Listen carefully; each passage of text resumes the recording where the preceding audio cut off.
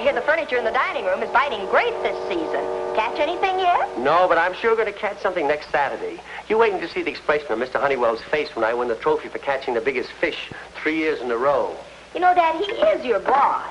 Suppose he just happened to find something for you to do to keep you from going so you couldn't beat him. I'm way ahead of you. Inter-office memo dated 3 months ago. To Vern Albright from George Honeywell. Relative your request for guarantee of weekend off 3 months from this date. In spite of my failure to understand why you would make such a request so far in advance, it is nevertheless agreeable with me. Signed, George Honeywell. You tricked him. Exactly. And oh boy, he was really burned up when I won the trophy again last year. I wasn't taking any chances. I want to show you a big fish I'm going to land one of these days. That's Garris, president of the Bay Area Anglers Club and president of the Garris Aluminum Corporation. I've been talking to him, and one of these days I'm going to whip up a little fishing party with him and land his account. That's very interesting, but you've got to get to work. Oh, just a second, Dad. I want to ask you about something. Gee, that's a coincidence. Just happens to be right here. What did you want to ask me? Could I have this made into a stole? It just happened that it was in the hall closet instead of your own closet where you always keep it. Now, you have a very nice allowance. Any questions? Goodbye, dear.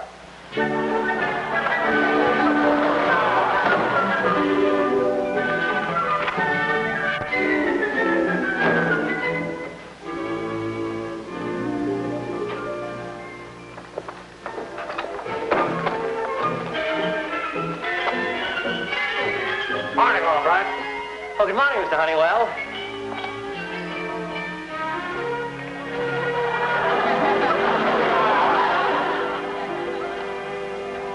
What's all this? I thought you'd be surprised. Albright, you hadn't mentioned it, so I knew you'd forgotten it. Listen, Albright, come Saturday, your old boss is going to be up at Lake Pilgrim, Vermont. And this year, I'm going to win the trophy. What makes you think you're going to win? I'm going to be there, too, you know. Sorry, boy, I forgot to tell you. Some new contracts are coming over on one of Mrs. Stegmuller's accounts Saturday. You'll have to stay and sign them. I'm very sorry, my boy. Just like Margie said. Okay, here's a little surprise for you. But Todd's away. Somebody's got to be here to take care of the Stegmuller contracts. Exactly, and you have such a pretty signature. Now listen, Albright. If you don't stay here this weekend, I've got work to do. Everybody picks on me, not only here but at home. I bought Margie a nice fur coat hardly a year ago, and now she wants me to pay for making it into a stole. Margie wants a stole? Now, don't start needling me about that. That Margie's a pretty smart girl. Yeah, a pretty smart girl. Why so interested in Margie all of a sudden? Nothing, Albright. I've decided you're right, and I'm wrong. Good fishing this weekend.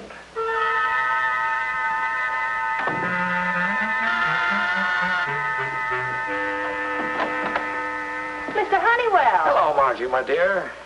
Your dad tells me he wants your fur made into a stole. Is that right? That's right. Well, never let it be said that old George Honeywell doesn't come through in a pinch. I'll take care of your stole. Huh? In fact, I'll buy you a brand new stole. Mink. I hate to be repetitious, but... Huh? You heard me, Margie. All I want you to do is one small favor for your dad's old boss. What kind of a dirty trick do you want me to play on my father? Margie, how can you accuse me of such a thing? Okay, I apologize. Now, what's the dirty trick you want me to play? It isn't a dirty trick at all, Margie. I want you to figure a way to keep him in town this weekend. Oh, I see. You want me to keep him in town so you can win the fishing trophy. Not at all. There are some papers that have got to be signed. Margie! That's Freddie Wilson. Come in. I won't do it. Oh, please, Margie. You don't know how much I've counted on this weekend. Hi, Margie. Hi, Mr. Honeywell. I couldn't do a thing like that against my father. He's counting on this weekend, too. You didn't let me finish. The stole is only part of my offer. Don't you think a whole week off is better than just a weekend? A whole week off? In exchange for one little weekend? What are you talking about? Dad already has 3 of those trophies. He doesn't need another one. That's exactly the way I feel about it. What are you talking about? He's been working hard. A whole week off would be wonderful for him. I don't care how you do it. The sky's the limit. Just keep him in town. Keep who in town? It's a deal. This isn't against him, it's for him. Thanks, Margie, and the sooner you start, the better. You can get him to do almost anything. Good luck. Well, what'll I do? What were you talking about? That man at the Anglers Club. Carl Garris. Freddie, if my father had a Saturday appointment with such an important potential client as Carl Garris, he couldn't go out of town. Hey, stick around. I may need your help. Now, we'll wait till noon when Dad's out to lunch. Good idea? Oh, swell idea. If this doesn't work, I don't know what will. I'll be right back. I have to finish making the beds. Would I help her do something? I don't know what it is. Ignorance is bliss, but I'm ridiculous.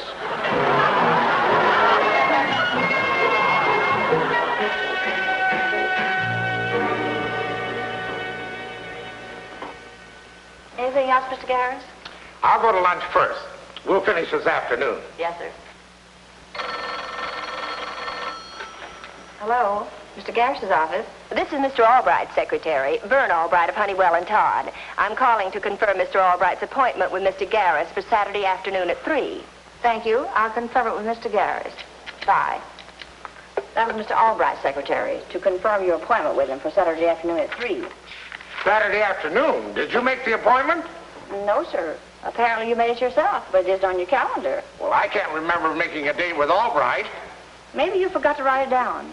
I planned on going up to Vermont Saturday to the big fishing tournament. This is the first year I've ever been able to make it. I certainly don't remember making an appointment. Look, whatever it is he has to talk to me about can be taken care of today. I'll drop in on him right after lunch and get the whole thing straightened out. Then Saturday, Vermont. Freddie, let go. No, you're going to stop this thing right now. You're not going to call your father's secretary. Give me that phone. Oh, all right, Margie, but I'm warning you, it'll only get you into trouble. We'll keep my father in town this weekend and give him a full week's vacation. That's what it'll do. Hello? This is Mr. Carl Garris, secretary. I'm calling to confirm his appointment with Mr. Albright for Saturday afternoon at 3. Saturday afternoon? That's right. Thank you. You're welcome. Goodbye. Oh, Mr. Albright, Mr. Garris' secretary just called. Carl Garris, what does he want? Saturday afternoon? I don't have it on your calendar. I don't remember making any appointment with Garris for Saturday. Wonderful, Margie, wonderful. I'll sort of help things along. But Garris can't do this to me. Maybe I did make the appointment, but I don't remember it. Betty, this may be a little underhanded, but you didn't give it to me. You forgot, understand? I think so. And don't let on to Mr. Honeywell. Albright. Oh, hi, Mr. Honeywell. Did you have a nice lunch? Fine, boy, fine. Did you get the message from Mr. Garris? Yes, but how did you know? Well, the secretary called me first, and then I transferred the call out to Betty. I'm proud of you, my boy, proud, putting business ahead of pleasure. But I want to go fishing Saturday. Hello, Albright. Hello, Mr. Honeywell. Nice to see you again, Mr. Garris. Good to see you anytime, Mr. Garris. Let's go in my office. Yeah. Albright, I came to see you about that appointment Saturday. Oh, yes, of course. Our appointment. I thought maybe we could discuss the matter today. No use carrying it over until Saturday. Splendid idea. Albright, you have other things lined up for this afternoon. I want to take care of Mr. Garris right now. This is a very important matter.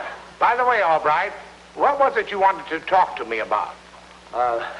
Don't you remember? It was your idea. No. I remember distinctly it was your idea.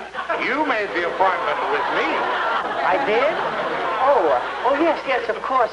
I said I wanted to discuss a thing with you. Now, just what thing was it? Well, don't you remember the thing you said it sounded very interesting? Oh, yes, that thing. Very interesting. Anything new on it? Oh, no, it's just the same. Good. I'm very happy about it, too. There for a while, I was a little worried about it. Me, too, but it's coming along fine. Good. Yes, isn't it, though? Very. Well, gentlemen, it's easy to see that neither one of you is going to say very much about this thing, one way or the other, until Saturday. Now, Mr. Garris, if you will just keep this appointment with Albright Saturday, everything will be fine. This thing we're talking about is important, isn't it? Oh, yes, it must be. Mr. Garris, as a fellow fisherman, you'll be interested to know that I'm going up to the tournament Saturday, and I'll catch a whopper just for you. Mr. Honeywell, I'm so glad you brought up the subject of fishing, especially the tournament. I'd love to go. Well, Mr. Garris, you, Albright, Saturday. Albright, I'm throwing myself on your mercy.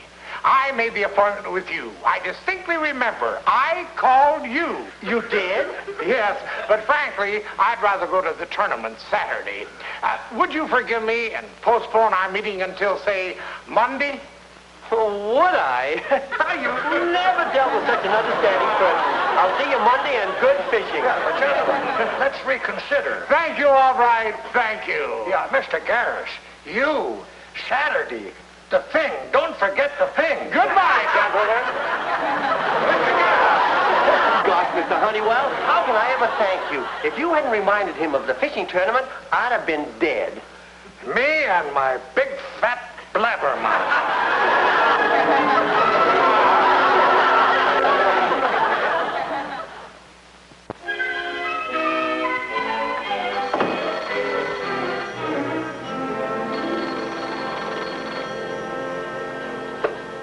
Hello?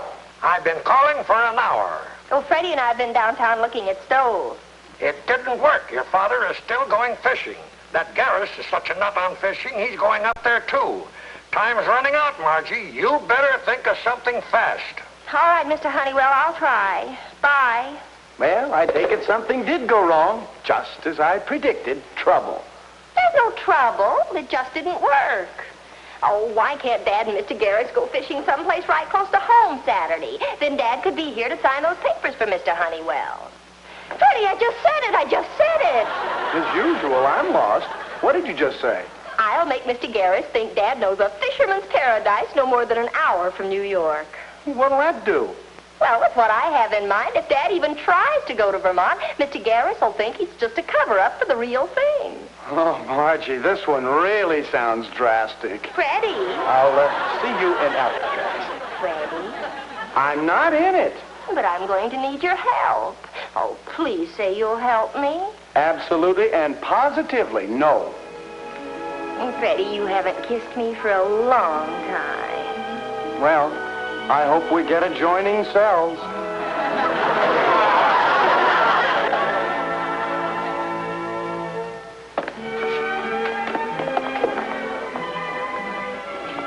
There he is. Table for two? We'd like that table, please, for sentimental reasons. Of course.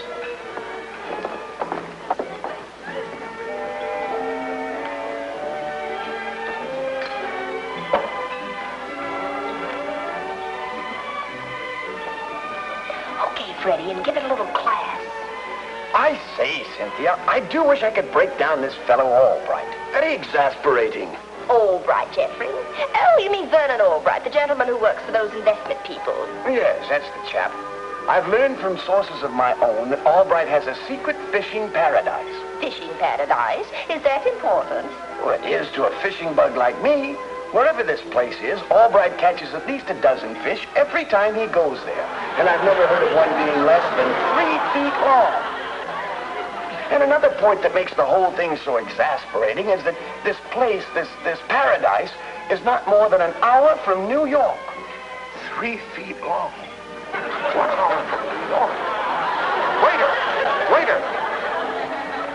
Is there something wrong, sir? No, not a thing. I have to leave right away. Sorry.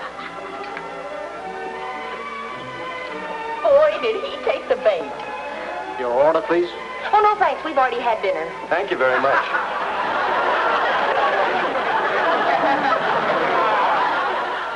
Okay, Mr. Honeywell, how does that check? It's all right. Now let's get to a restaurant. I'm starved. Well, working late, eh?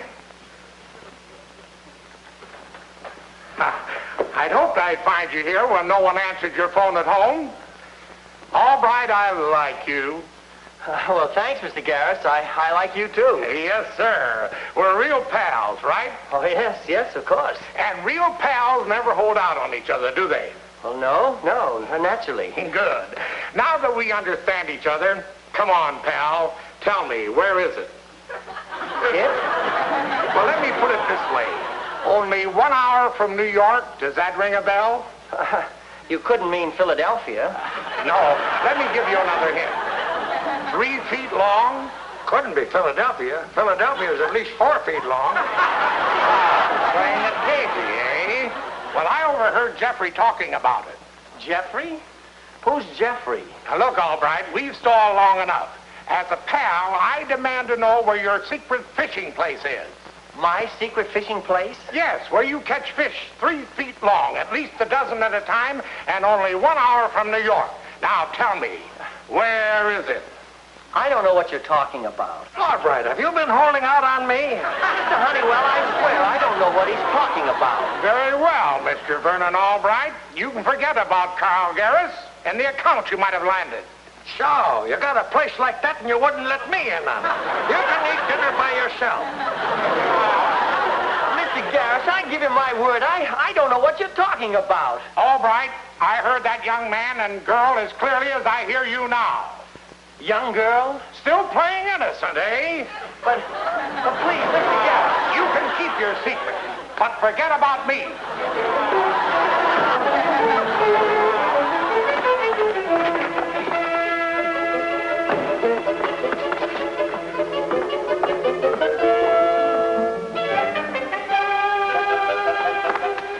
He's gone. Come on, we've got to put Mr. Honeywell wise.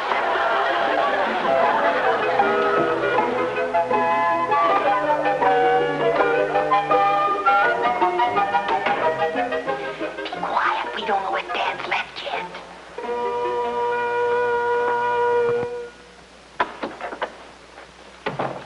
Margie, Freddie.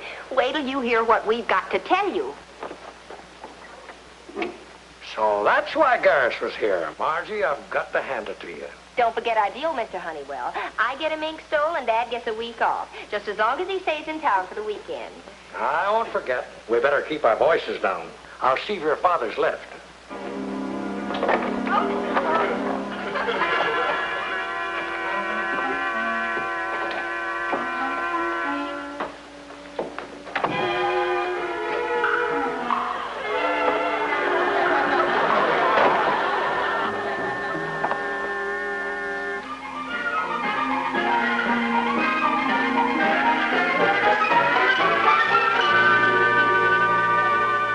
I realize it's late, but could you phony up a picture for me while I wait? Phony? What do you mean? Well, here's a picture out of a magazine. And I want you to take the head off of this man and put it on the man holding the fish. Oh, it's just a gag. Well, sure, I can do it, but I got to rephotograph them and make a composite, and that'll take a little time. I'll give you $20 extra for a rush job. I'll have it for you at 9 in the morning, okay? Swell.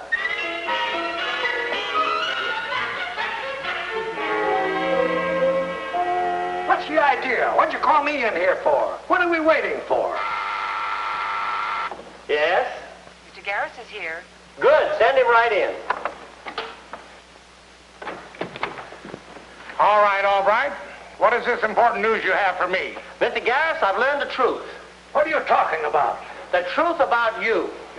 I don't know where it is, but I know it's a fact. He wanted to keep that fishing place such a secret that every time he mentioned it, he used my name. That's why you thought it was me.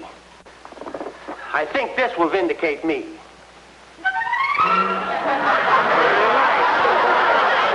Very nice.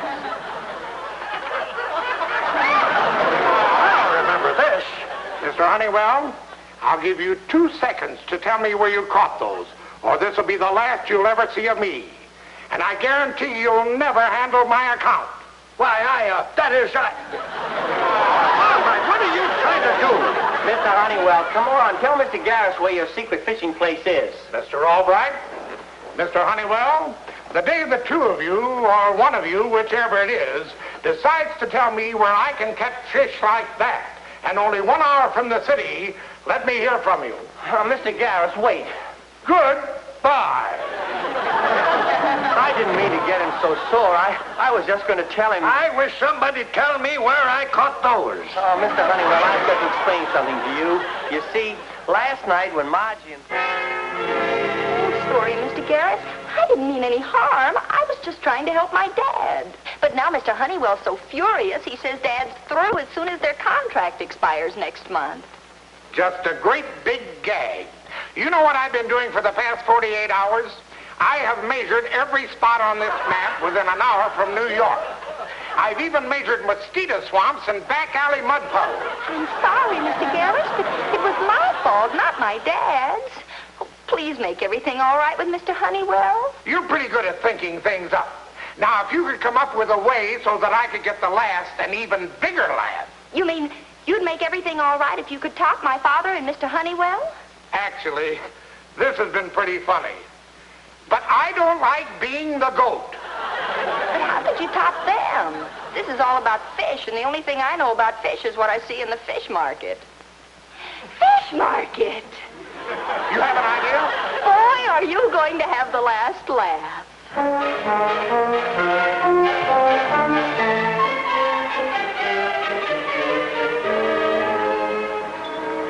Honeywell. All right. Well, gentlemen, don't look so startled. The reason I asked you to meet me here is because I want you to meet a very happy man. No hard feelings.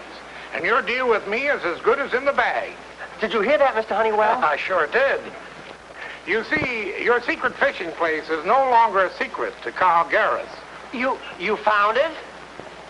I don't know how you could have found it. Well, you don't know Carl Garris. Come, I'll show you.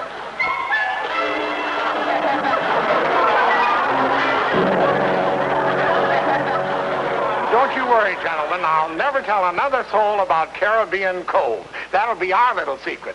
Let the nitwits go up to Vermont Saturday. I guess we know where we'll be. Goodbye, gentlemen. Caribbean Cove? Caribbean Kolb.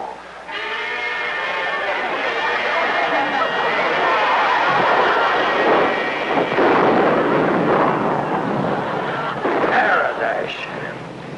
All I've caught is an old tire. Oh, what are you griping about? All I've caught is an old corset. It's not even my size. Where the deuce are all the fish anyway? I've got a bite! I've got a bite!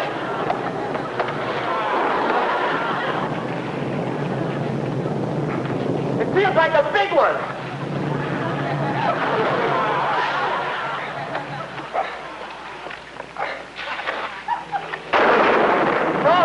Oh, Mr. Honeywell, I've done it again.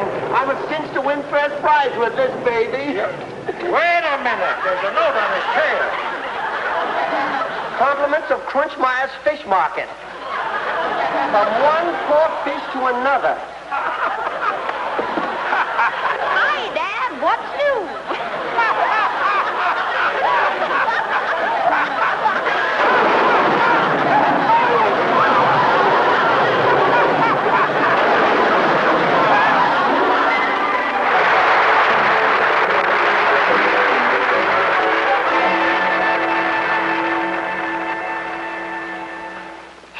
Isn't it beautiful, Dad?